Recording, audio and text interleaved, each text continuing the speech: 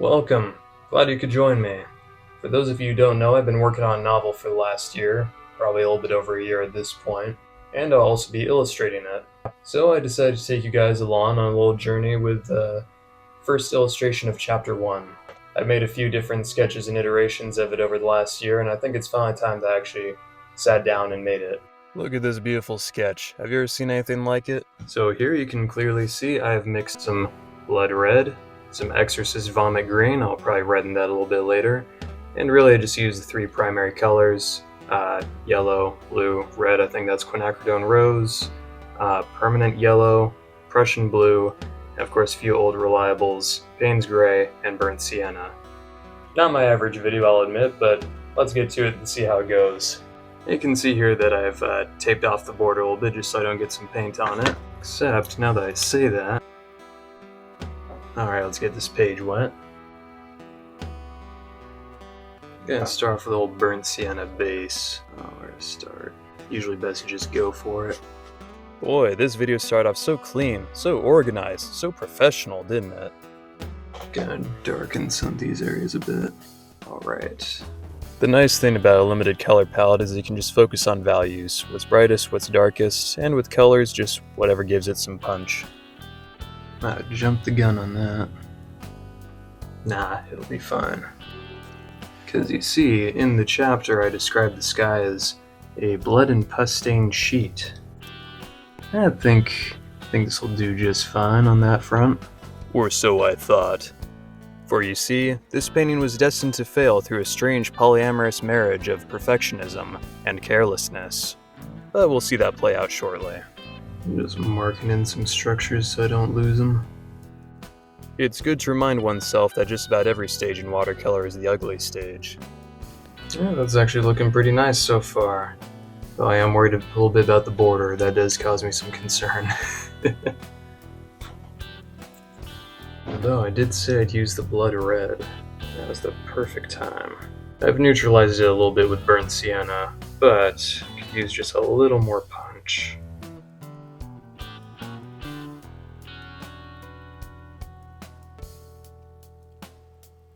I actually really enjoy the initial stages of watercolor painting. It's very freeing, there's a little pressure. Then come the middle stages where the heavy lifting happens. I'd say it's a pretty good place to leave off on for now. I need to smoke a joint and play some WoW. But alas, I might have smoked a little too much joint. For you see, I got a little carried away and oh good god, look at how blue that is. Yeah, I made the colors way too cold and saturated, particularly in the distant mountains. And frankly, the painting might have been salvageable up to this point had I not done this. Yeah, I made the sky a little too dark, ruined the vibe. Wow, I actually fucking hate this. Which really sucks too, because I went so hard on this frame. I don't think I've actively disliked one of my own paintings in months. You hear this whiny bitch? Well, ladies and gentlemen, allow me to inform you that this is not how this story ends. See, I couldn't even bring myself to sign my own name just yet. Nay, my ancestors were watching, you see. I had to see this through to the end. If I've learned one thing in this life, it's that if you fail doing a project, give yourself permission to fail even harder. The bleak, hopeless atmosphere I was going for earlier is now lost to me, but that doesn't mean I can't go for dark and foreboding instead. Now you may be asking, what is this painting even of? Well, you see, the novel that I've been working on starts off very, very dark and disturbing. This scene is supposed to portray the aftermath of a raid carried out by the main character, who butchers and enslaves just about everyone in the town. Yeah, you heard me, the main character. This story is an exploration of extreme redemption, in a fantasy setting. This character is not some ignorant soldier on the wrong side of some conflict. He is consciously evil. He has a clear and disgusting ethos. He essentially worships the will. I want the reader to hate the protagonist and be thoroughly disgusted by him, because otherwise why even talk about redemption? It's kind of like freedom of speech. It's not about the speech that we agree with, it's about the speech that we disagree with. So yeah, I don't just detail the main character doing a few bad things. For a good 3 to 4 chapters, I actively immerse the reader into his vile, horrible world, holding the reader underwater until he finally course changes. And he's not redeemed right off the bat. Oh no, I take the entire story to explore every threshold and every limit of redemption. And in fact, by the end, I don't even spell out explicitly if he is redeemed or not. That's for the reader to figure out. I give them all the tools they'll need. So yeah, I do take the time throughout the story to actively remind the reader that the main character has done the most horrible things out of anyone in the story. This is an active challenge to people's conceptions of redemption. And with that, we come to the end of our first draft. Again, in terms of vibe, I was going for bleak and hopeless, and had a course change to dark and foreboding instead, but no, I think I made it work out, and it did indeed inform the final product. And you know, for what it is, I made it work. And here I decided to make a few tiny versions of the painting, just to ensure that I knew what I was doing for the final piece. There's going to be an illustration for the prologue as well, but I feel that for the first chapter illustration it really needs to set the standard. Now, I could have settled for the previous draft, but considering how I'm going to be using this as a portfolio for a potential future illustration career, I need to take it a little more seriously. I have like 30 more of these things to go after this, and so if I want to be successful, I really need to get comfortable with the prospect of failing upward. Of letting go of perfection and becoming one with the process. And in the famous words of Mighty Thor, another! Yeah, I'm really glad that I did these extra tiny paintings, because it's one thing to know what you need to do, but it's another to have the muscle memory. If you're struggling with an art piece of your own, I would highly recommend making a small version of it, because it really forces you to zoom out and focus on what's important. And really at the end of the day, that is what matters. Does it read from a distance? Small details are impressive, but the big picture is really what counts. What are you trying to say with your piece? For this, I was trying to communicate a sense of futility, that everything was said and done, that something terrible happened here, and perhaps there's a supernatural element at play too. Yeah, baby, look at that shit. I'm gonna make this painting my bitch. And my bitch, I made it. As soon as I completed this tedious part of the border, of course.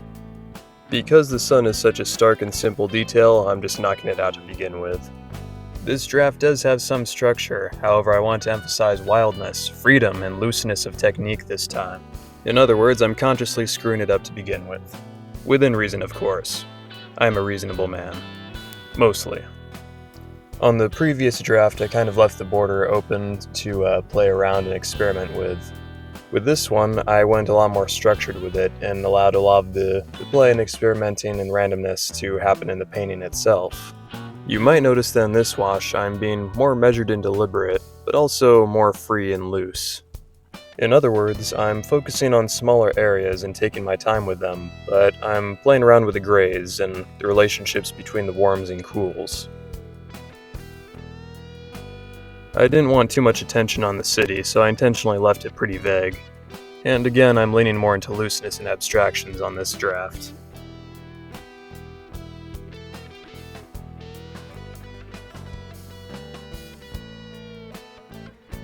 I knew I wanted the sky to be on the warmer side, and so as a base, I just started off with some burnt sienna and I think a little red as well, and work from there. I do wish these greens showed up a bit more in the final product, but it worked out. I was very careful this time with the sky to not make it too dark. I went a little hot and heavy with the pigment here, but I was easily able to redistribute it with just clean water and reflect the sky better. I actually had a lot of fun making the water on this.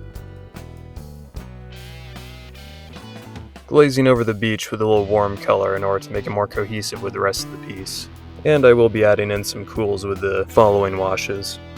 Due to atmospheric perspective, things further out tend to be a little more blue, so I'm just defining the mountains a bit with Payne's gray.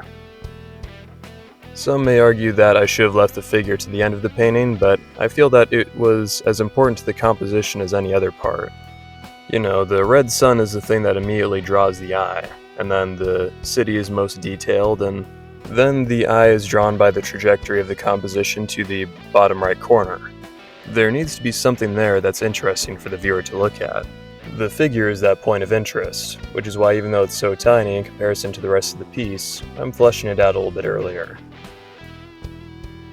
One thing I've been doing recently with landscapes is kind of layering these abstract shapes on top of each other for, let's say, more dynamic results. It looks less flat to me than some of my older pieces.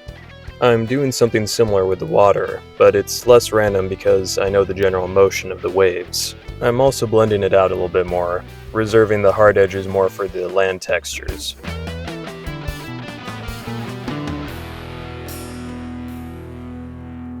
I like what I did with the smoke here, starting off with a burnt sienna or a warm color, and then as the smoke rises, it gets cooler, sort of like the smoke near the base is reflecting the fire in the city below.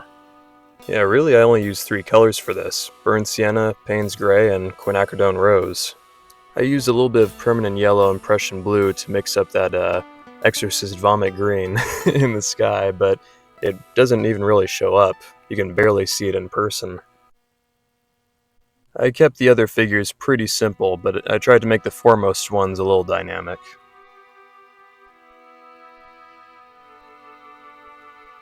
And now that the painting itself is largely done, we can start working on the border. This was a little tedious, I'm not gonna lie, but I was able to flow with it and make it a form of meditation.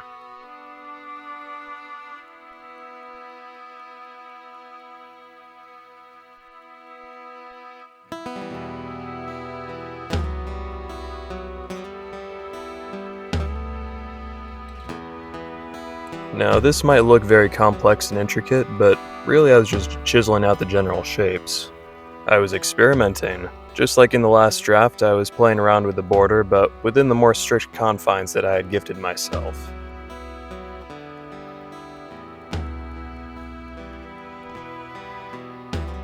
Here I noticed the edge was a little too bright, and seeing as I didn't want the viewer's eye to be drawn to that area, I decided to darken it up a little bit.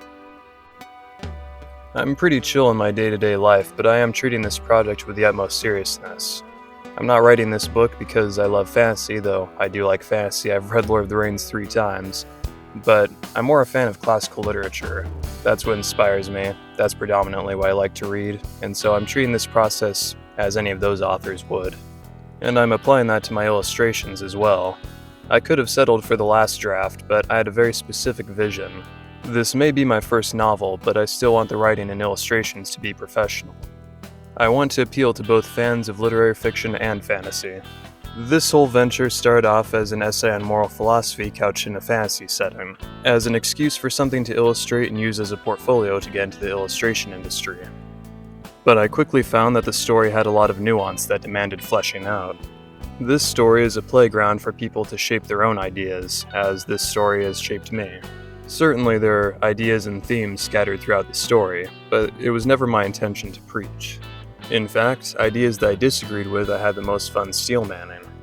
But alas, it'll probably be a year or 2 before this story is released. Because boy, I think a chapter is good and solid and publishable, and then I look over it again and realize that there's a whole lot more editing to be done, or scenes that need more care to keep the reader's attention. I don't know if I'm going to be a professional full-time author someday, but for the last year and now, I do consider this to be my primary occupation. Fortunately, I'm both writing and illustrating this, so hopefully my career options open up a bit after I get this thing published.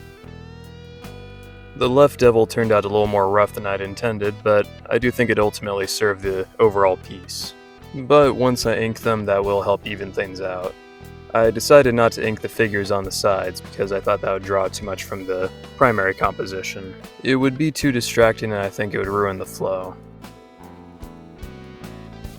Oh man, look at how that pops. Almost want to give that guy a great big kiss. Everyone knows a good demon wears eyeliner. Because the devil on the left turned out a little more rough than the one on the right, I just went over with some colored pencils to add texture and cohesion. Here I'm just emphasizing certain lines with a bigger pen to give them more character. And with that, it is complete. I didn't have a super strict or meticulous vision in my head of what I wanted, but whatever it was, this is it. I really like how this turned out, and I hope you got a kick out of the journey too. But that's all I got for today. Be sure to smash that dislike button, and leave your cruelest comment down below. Farewell.